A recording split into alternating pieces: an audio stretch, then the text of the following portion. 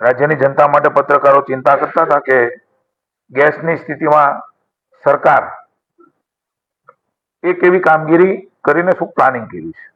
નમસ્કાર મિત્રો, આપ સૌનું હાર્દિક સ્વાગત છે વાયરલ વનટોળમાં। મિત્રો, આજે આપણે વાત કરવાના છીએ એલપીજી ગેસ વિશે। હા મિત્રો, છેલ્લા કેટલાક દિવસથી રાજ્યમાં એલપીજી ગેસ સિલિન્ડરની અછત અંગે ચર્ચા ચાલી રહી છે।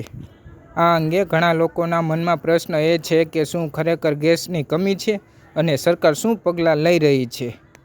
આ મુદ્દે ગુજરાત સરકારના મંત્રી જીતુ વાઘાણીએ મહત્વપૂર્ણ જાહેરાત કરી છે। તેમણે કહ્યું છે કે હાલ વિશ્વમાં બનેલી પરિસ્થિતિના કારણે એલપીજી ગેસ સપ્લાય પર થોડું અસર જોવા મળી રહ્યો છે। કરીને આપ સૌએ રાજ્યની જનતા માટે પત્રકારો ચિંતા કરતા હતા કે ગેસની સ્થિતિમાં સરકાર એ કેવી કામગીરી કરીને શું પ્લાનિંગ કર્યું છે। આપણે સૌ જાણીએ છીએ કે જે પ્રકારની સ્થિતિ નિર્માણ થઈ છે એના કારણે હોર્મુઝ જળસંધિ મારફતે વૈશ્વિક એલએનજીના વેપારની અંદર ડિસ્ટર્બન્સ સ્વાભાવિક ક્રમે એ સમગ્ર વિશ્વ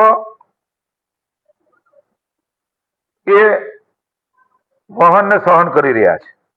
પણ માનનીય મોદી સાહેબની ભારતીય જનતા પાર્ટીની ભારતની સરકારે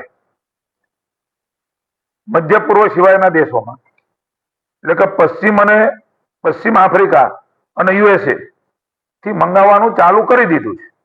આગોતરું આયોજન પ્લાનિંગ એ કર્યું છે। કાર્ગો મારફતે આવવાનું શરૂ એ હવે ટૂંક સમયમાં થઈ જવાનું છે।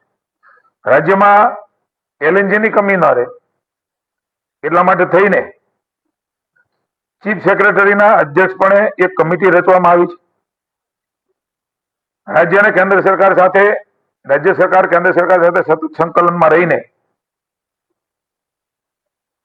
તકલીફ ન પડે ઘરેલું ગેસને અને એમાં પણ ભાવ નહીં વધારવાનો નિર્ણય એ કેન્દ્રની સરકારે લીધો છે, એને આવકારીએ છીએ। ડોમેસ્ટિક પીએનજી અને સીએનજી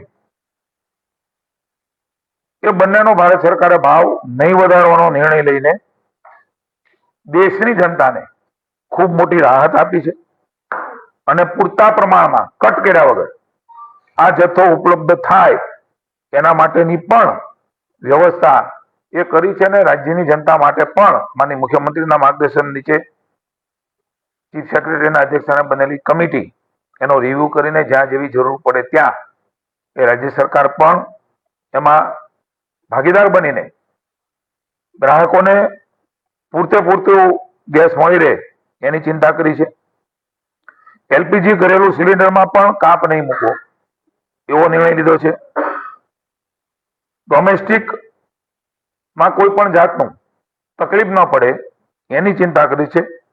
આપણે સૌ જાણીએ છીએ કે કોમર્શિયલ જે છે એમાં 80% મળી રહે એના માટેના પ્રયત્નો એ કંપનીઓ કરી રહી છે। આ પ્રકારે રાજ્યની અને કેન્દ્રની સરકાર મળીને આ જે સંકટ છે એ વિશ્વનું છે, પણ હાથ ઉપર હાથ નહીં ધરીને કેન્દ્ર સરકારે ઇનિશિયેટિવ પગલાઓ લીધા છે।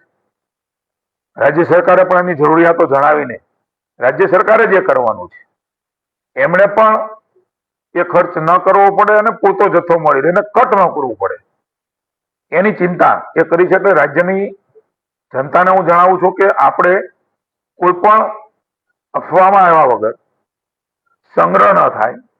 પેટ્રોલ ડીઝલ પણ પૂરતું છે। આપણે જેટલી જરૂરિયાત છે જરૂરિયાતો સામાન્યતા જે વાપરીએ છીએ એમાં ક્યાંય તકલીફ ન થાય એના માટે સરકારે આવશ્યક પગલાઓ લીધા છે। આવા સમયમાં સૌ સાથે મળીને આમાં આપણે આ સમય પસાર કરવા માટે થઈને રાજ્ય અને કેન્દ્રની સરકારને સહયોગ કરીએ। તો મિત્રો, તમે સાંભળ્યું કે જીતુ વાઘાણીએ નરેન્દ્ર મોદીની આગેવાની હેઠળ ભારત સરકારે પહેલેથી જ આયોજન કરી દીધું છે। મધ્ય પૂર્વ સિવાય હવે પશ્ચિમ આફ્રિકા અને અમેરિકા જેવા દેશમાંથી પણ એલપીજી ગેસ મંગાવવામાં શરૂ કરવામાં આવ્યું છે। રાજ્યમાં ગેસની કમી ન રહે એ માટે ચીફ સેક્રેટરીના અધ્યક્ષપદે ખાસ કમિટી બનાવવામાં આવી છે જે સતત સપ્લાય પર નજર રાખી રહી છે। સરકાર દ્વારા સ્પષ્ટ કહેવામાં આવ્યું છે કે ઘરેલું એલપીજી સિલિન્ડરમાં કોઈ કટ મૂકવામાં નહીં આવે। એલપીજી અને સીએનજીના ભાવ ન વધારવાના નિર્ણય લેવામાં આવ્યો છે. આ સાથે જ રાજ્યની જનતાને અપીલ કરવામાં આવી છે કે કોઈ પણ અફવાઓમાં ન આવે અને ગેસનો અનાવશ્યક સંગ્રહ ન કરે. મિત્રો, હાલની પરિસ્થિતિ સમગ્ર વિશ્વમાં છે, પરંતુ રાજ્ય અને કેન્દ્ર સરકાર મળીને લોકોને કોઈ તકલીફ ન પડે એ માટે પ્રયત્ન કરી રહી છે. તો મિત્રો, માહિતી સારી લાગી હોય ને વિડીયો ગમ્યો હોય તો લાઇક, શેર અને સબસ્ક્રાઈબ જરૂરથી કરજો. જય હિન્દ, જય ભારત.